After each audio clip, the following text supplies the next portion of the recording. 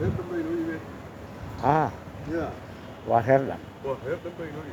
Ah. Bismillah.